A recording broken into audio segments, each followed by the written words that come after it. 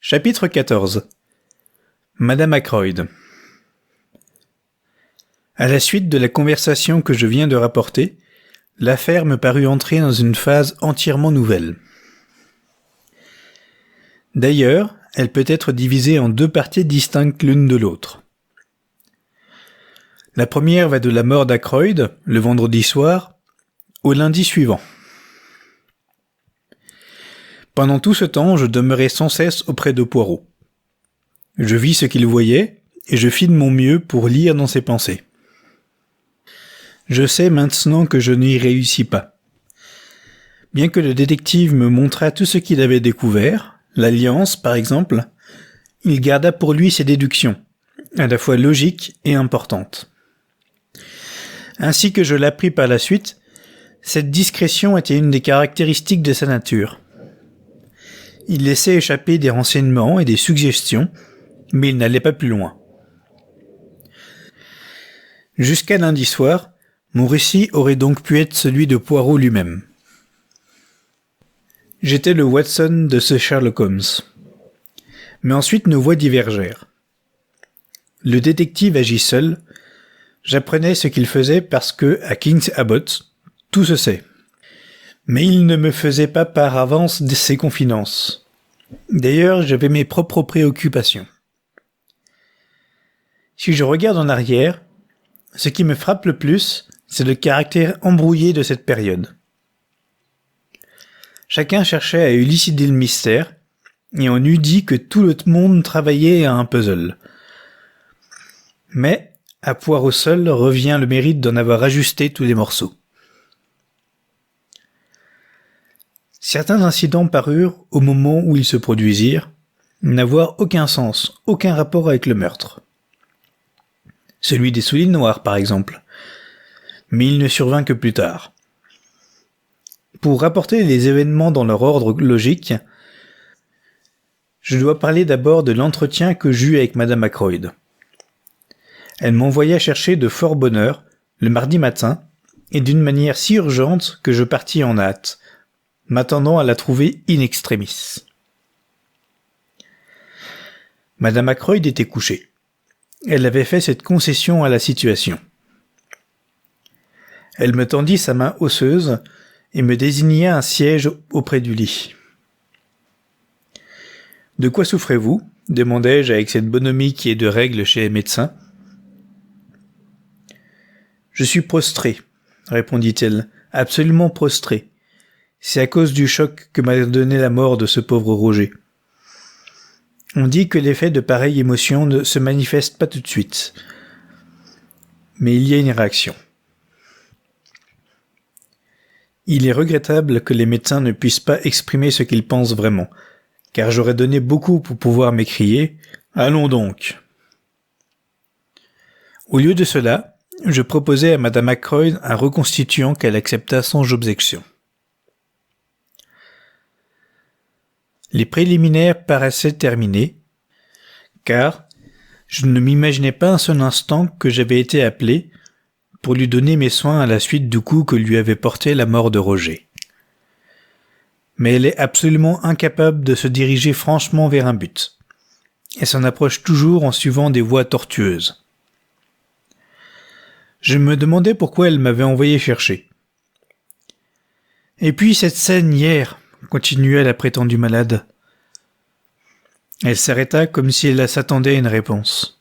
Quelle scène ? Docteur, avez-vous oublié ? Cet affreux petit Français, ou Belge, qui nous a brutalisés comme il l'a fait. Cela m'a bouleversé, surtout venant après l'émotion que la mort de Roger m'avait causée. Je suis désolé, madame. Je ne sais pas ce qu'il voulait dire, car j'espère assez bien connaître mon devoir pour ne pas songer à dissimuler quoi que ce soit. J'ai apporté à la police toute l'aide dont j'étais capable.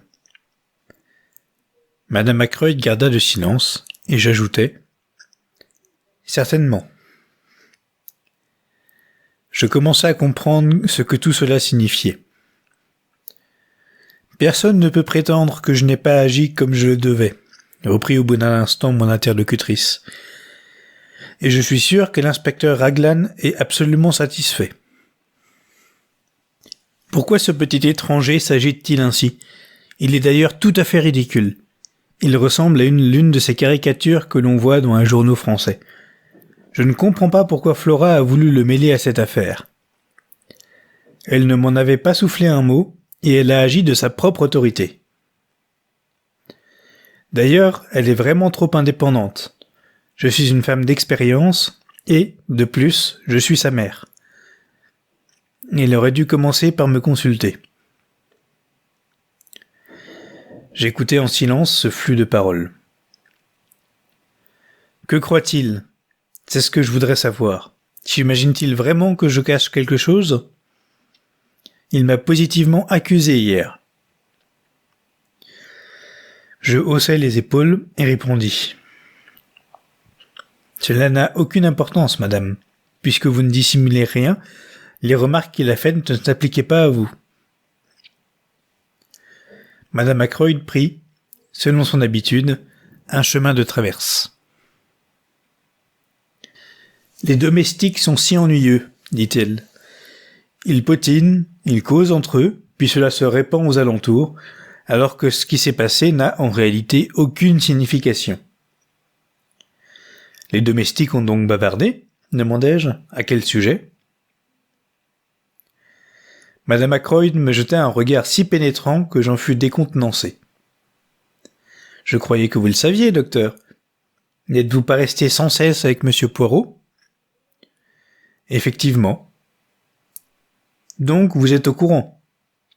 C'est cette fille, Ursula Bourne, n'est-ce pas? Naturellement, elle s'en va. Par conséquent, elle doit vouloir nous créer autant d'ennuis qu'elle le pourra. Ils ont tout de même mauvais esprit. Donc, docteur, puisque vous étiez présent, vous devez savoir exactement ce qu'elle a dit. Je suis extrêmement désireuse qu'aucun bruit erroné ne prenne naissance. En somme, il n'est pas nécessaire de confier le moindre détail à la police. Il y a des affaires de famille quelquefois, et elles n'ont rien à faire avec le crime qui a été commis. Mais si cette fille a voulu médire, elle a pu raconter toute espèce de choses. J'étais assez avisé pour me rendre compte qu'une anxiété véritable se cachait sous ce déluge de mots. Poirot avait absolument raison. Parmi les 6 personnes qui étaient assises, la veille, autour de la table, Madame Ackroyd, au moins, avait quelque chose à cacher. C'était à moi de découvrir ce que cela pouvait être. « À votre place, madame, dis-je brusquement, je ferai une confession complète. » Elle jeta un petit cri. « Oh, docteur, comment pouvez-vous être si brutal? Il semblerait que... Pourtant, je puis tout expliquer si facilement. » Alors pourquoi ne pas le faire? Suggérai-je. Madame Ackroyd exhiba un mouchoir brodé et devint larmoyante. Je pensais, docteur, que vous pourriez faire comprendre les choses à monsieur Poirot. Il est si difficile à un étranger de pénétrer notre mentalité. Mais vous ne savez pas, personne ne sait ce que j'ai dû supporter. Un martyr, telle a été ma vie. Il m'est désagréable de mal parler d'un mort. Pourtant, je dois dire la vérité. Les plus petites factures étaient vérifiées avec soin, comme si Roger n'avait eu que de piètres revenus. Au lieu d'être, ainsi que M. Hammond me l'a appris hier, un des hommes les plus riches du comté. Elle s'arrêta pour se tamponner les yeux avec un mouchoir brodé. Ces affreuses factures, il y en avait que je n'aurais pas voulu montrer à Roger. Les hommes comprennent si mal certaines choses. Il aurait dit que les achats que j'avais faits n'étaient pas nécessaires. Bien entendu, leur total s'élevait et j'en recevais sans cesse. Elle me regarda d'un air suppliant, comme si elle espérait recevoir de moi des condoléances.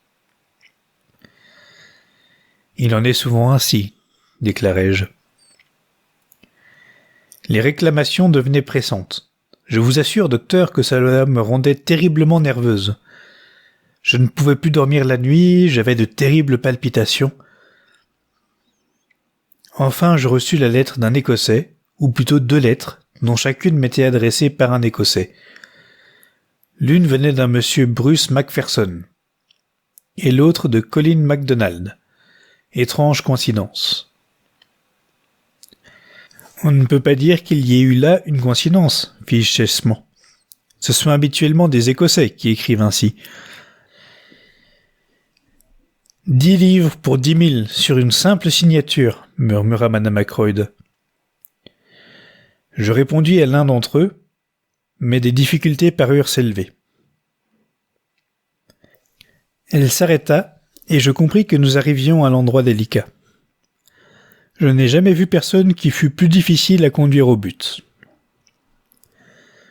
Vous comprenez, reprit Madame Ackroyd, tout est une question d'espérance. D'espérance testamentaire. Je pensais, bien naturellement, que Roger prendrait ses dispositions à mon égard, mais je n'en étais pas sûr. Je songeais alors que si je pouvais jeter un coup d'œil sur son testament, sans aucun sentiment de vulgaire curiosité, je serais ensuite en mesure d'arranger mes affaires. Elle me regarda de côté. La situation devenait fort embarrassante. Heureusement, les mots utilisés avec discernement peuvent servir à masquer certaines laideurs. « Je ne pourrais confier ceci qu'à vous, cher docteur Shepherd, » reprit rapidement Madame Ackroyd, « car je suis certaine que vous ne me jugerez pas mal et vous saurez montrer ces choses à Monsieur Poirot, sous leur véritable jour. Donc, vendredi après-midi... » Elle fit une pause et hésita. Je l'encourageai. Donc, vendredi après-midi... Tout le monde était sorti, du moins je le croyais. J'entrai dans le cabinet de travail de Roger. J'avais véritablement besoin d'y aller. Je veux dire que je ne le faisais pas en cachette, mais j'aperçus tous les papiers empilés sur son bureau, et mon esprit fut brusquement traversé par cette pensée. Le testament de Roger est-il dans un de ses tiroirs ? Je suis très impulsive, je l'ai toujours été, j'obéis toujours à mon premier mouvement. Il avait très imprudemment oublié ses clés dans la serrure du premier tiroir. « Je comprends, dis-je pour l'aider. Vous avez fouillé le bureau. Avez-vous trouvé le testament ?»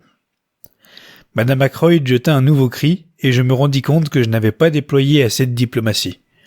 « Oui, cela semble pouvoir être présenté ainsi, mais les choses ne se sont pas passées de cette manière. »« Certainement, répliquai-je vivement. Veuillez excuser ma regrettable façon de parler.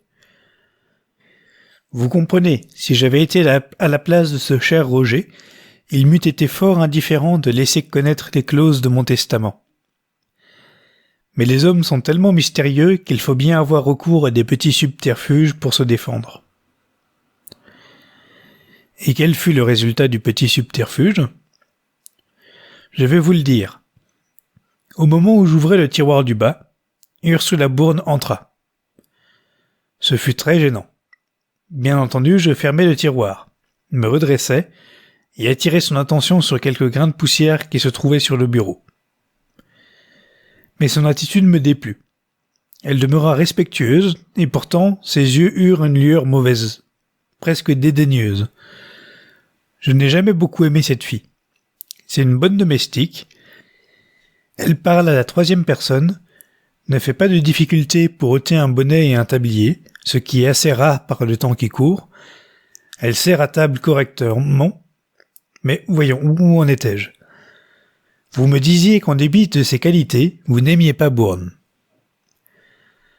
En effet, elle est bizarre, assez différente des autres. À mon avis, elle est trop bien élevée. De nos jours, on ne peut distinguer une domestique d'une dame. Qu'arriva-t-il ensuite ? Rien, ou plutôt Roger entra. Il me demanda « Qu'est-ce qu'il y a ?» Je lui répondis « Je suis simplement venu chercher Punch. » Je pris Punch et je sortis. Bourne demeura dans la pièce et je l'entendis demander à Roger si elle pourrait lui causer un instant. J'allai tout droit dans ma chambre pour m'étendre, car j'étais fort bouleversé. Il y eut un silence. « Vous voudrez bien expliquer tout cela à Monsieur Poirot ? n'est-ce pas ? D'ailleurs, vous pouvez vous rendre compte par vous-même combien c'est insignifiant. Seulement, lorsque ce détective s'est montré si sévère en nous parlant de ce que nous désirions cacher, j'ai pensé tout de suite à cet incident. Il est possible que Bourne en ait fait quelques histoires extraordinaires, mais vous pourrez mettre les choses au point, n'est-ce pas ? Est-ce bien tout ? Demandai-je. Vous ne m'avez rien dissimulé ? Non, non, répondit Madame Ackroyd. Puis, plus fermement, non. Mais j'avais remarqué son hésitation, et j'étais sûr qu'elle ne m'avait pas tout dit. Ce fut par une sorte d'intuition que je lui posai la question suivante. « Madame, est-ce vous qui avez laissé la vitrine ouverte ?» Elle rougit violemment. « Comment savez-vous ? C'est bien vous ? » « Oui, il y avait là un ou deux objets intéressants. Je venais de lire une étude à ce sujet, accompagnée de la photographie d'un bibelot qui avait été payé très cher par Christie, et qui me paraissait semblable à l'un de ceux que contenait la vitrine. J'eus l'idée de l'emporter la prochaine fois que je me rendrai à Londres, et de le faire estimer. Voyez quelle agréable surprise c'eût été pour Roger s'il avait eu une grande valeur. Je m'abstins de tout commentaire, et acceptai le récit de Madame Ackroyd. Je me gardais même de lui demander pourquoi elle s'était crue obligée de s'emparer ainsi, à la dérobée, de l'objet qu'elle désirait prendre. « Pourquoi avez-vous laissé le couvercle soulevé ? Avez-vous oublié de le fermer ? » « J'ai été surprise, » répondit-elle. « J'ai entendu un bruit sur la terrasse. Je suis sorti du salon en hâte, et je suis arrivé au premier étage au moment où Parker vous a ouvert. » « Ce devait être Miss Russell, » dis-je pensivement. Madame Ackroyd venait de me faire une révélation fort intéressante. Ses intentions réelles au sujet du bibelot d'argent me paraissaient indifférents. Ce qui m'importait, c'est le fait que Miss Russell avait dû entrer dans le salon par la porte-fenêtre, et que je ne m'étais pas trompé en supposant qu'elle était hors d'haleine parce qu'elle avait couru. D'où venait-elle ? Je songeais au pavillon et aux morceaux de nylon. Je me demande si les mouchoirs de Miss Russell sont empesés, m'écriai-je sans réfléchir.